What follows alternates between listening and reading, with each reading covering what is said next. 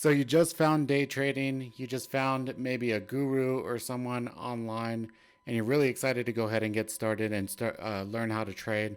But there's a couple problems in your way, right? You got a family, you got a job, and all these responsibilities.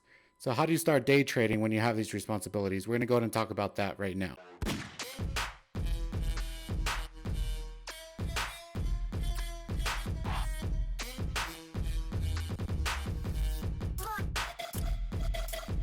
All right, guys, welcome back. Today we're going to be going ahead and talking about how to get started trading. When you have like a family or you have responsibilities like a full-time job, and you just can't make that leap quite as of yet to be a full-time day trader, right? So how do you get around having a full-time job and being able to still trade? Before we go ahead and jump right in, I just want to go ahead and thank you guys for all the new subscribers. Also, if you could leave a like, comment, subscribe, hit the bell button for notifications, so then you're notified whenever I release new videos. I'm gonna try, I can't promise anything, but I'm gonna try releasing a new video just like this every Tuesday, and then also do the lives on Friday of the live stock trading on Fridays. And then also we do the stock cast every Sunday, so where we get ready for the week, do some technical analysis. You could come and ask questions as well if you want to go ahead and do that. Just to go ahead and jump right in, I know three ways if you have a full-time job that you could go get around being a new trader. So you could still trade having a full-time job.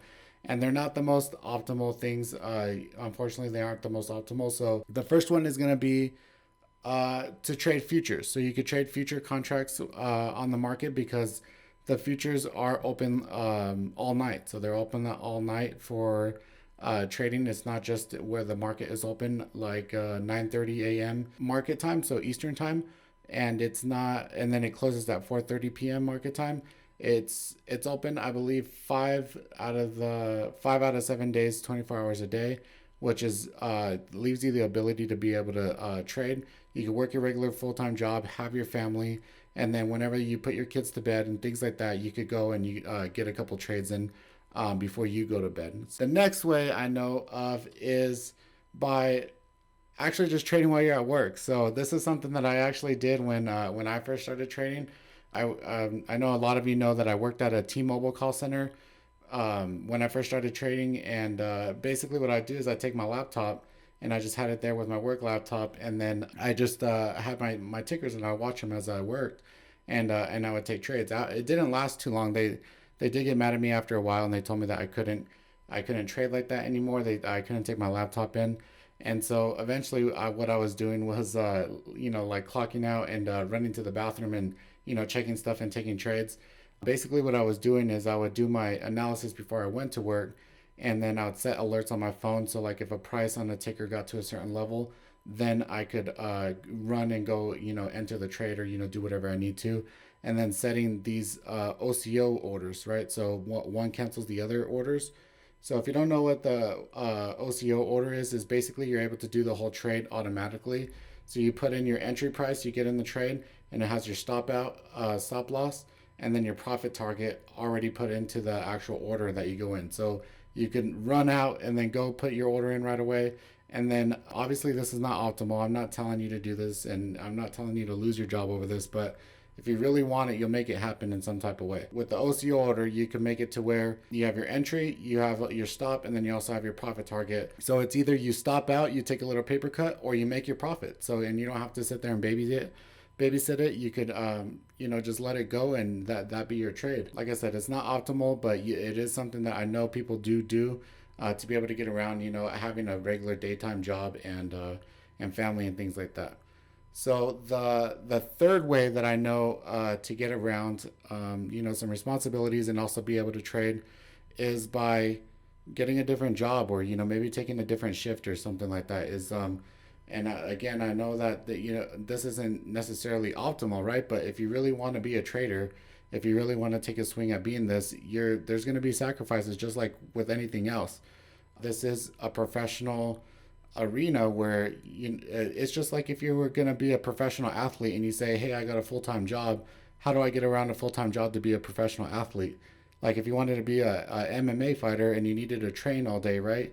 You're going to find a way to train. You're going to make your work schedule a little bit different and find ways to work in order to make your dream work, right? So if your dream is to be a trader, and that is what you want to pursue, then you may have to make some sacrifices. You may have to cut back on some expenses and niceties at home.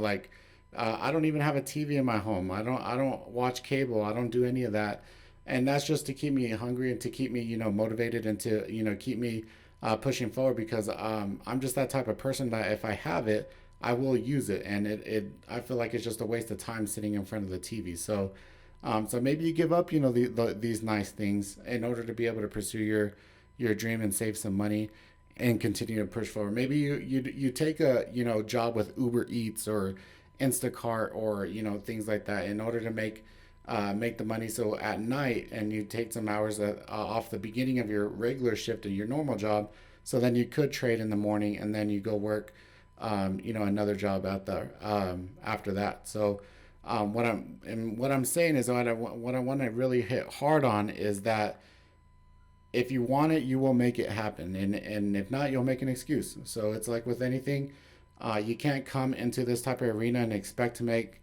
6 7 figures and then only put half of the work in. And the same way, like I said, like a professional athlete, if you're going to be an MMA fighter, you need to train. You're not gonna say, hey, I got a job, I can't go train, right? You're gonna find a way to work around your training in order to be able to pursue your passion, right? And so that is what I would recommend. So the first one being is that you could trade futures. So if you go ahead and you trade futures, the market's open late in the night. It's open 24 hours. So then after you put your kids to sleep, after you come home from work, you could get a couple trades, and then just trade while you're at work. So you trade while you're at work, or you set some orders before you go to work, and then you have your entry price, your stop out, your profit, and then you're good to go then at that point as well.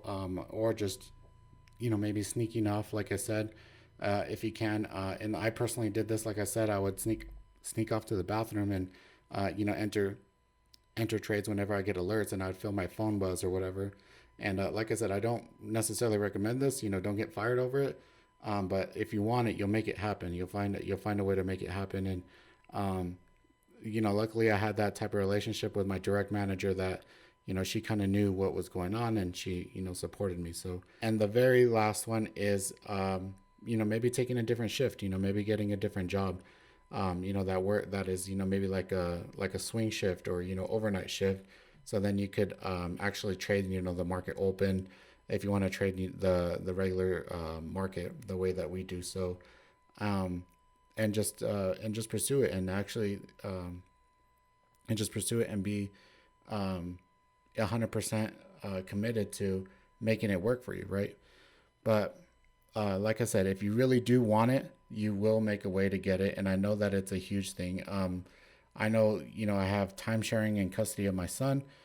So, that makes it a little bit, easier for me. My son's with his mom.